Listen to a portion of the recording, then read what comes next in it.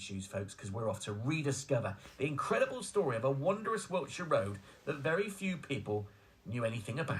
For 2,000 years, the North Wessex Way was the main route from Oxford to Bristol until it became, well, a forgotten road. And this time last year it was when a local man from Mighty tasked himself with investigating the full story behind the road. David Mitchell walked us along parts of the way, letting us into its secrets. And a year on, it's time once again to catch up with David because he's done even more digging. Yeah, he told me to meet him just outside Prater Church. It's been a fun year. I've done more research on this ancient road and ended up giving 7 or 8 talks to lots of different organisations locally, built a website about the road, and just generally discovered more interesting and fun facts. What did we learn last year? So we learnt last year, I found this route on a map by a guy called John Ogilby, who created a map in 1675 of the route from Oxford to Bristol. So I looked at this and I realised that it showed a main road from Oxford to Bristol running through the Braden Forest near where I live. But I knew for a fact there's no main road there, it's just country lanes. So I started researching it and discovered that this was a major route in that period. So I started to work out how far back I could go with it. And I found it was used during the Civil War, and I found it used by Henry VIII. It was marked on a map called the Goth Map, which is the earliest map of Great Britain, created in 1400. It was used in the anarchy period around Henry I, Henry II's transition, where there was a civil war.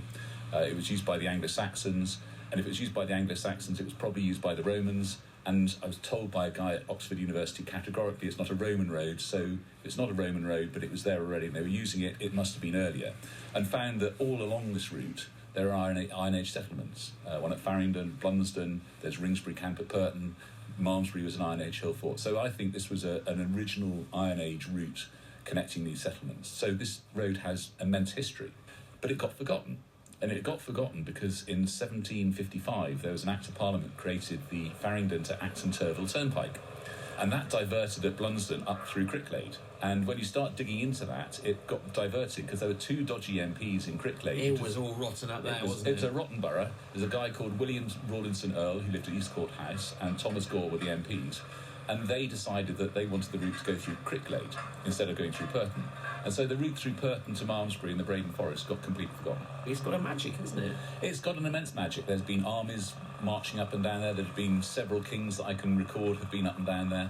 You know, there's an immense history that fell out of people's memories. But crucially, no signposts, no information boards, and that's not what you're after, really. We don't want to turn it into some sort of Disneyland, but it would be nice for more people around the world to know about it, and that's where the website comes in, I suppose. That's right. So if you want to read more about it, go to www.northwessexway.co.uk, and I'm putting all the history up there and all the different stories I'm finding out about it, follows the route. Yes, so come along and read that. Yeah, get on there. That's the introduction from David. You aware of that church there at Purton? It's a very handsome church. Yes. Walking around the graves. Yeah, well, I went to Braden Forest School, so knew Purton very well. Of course.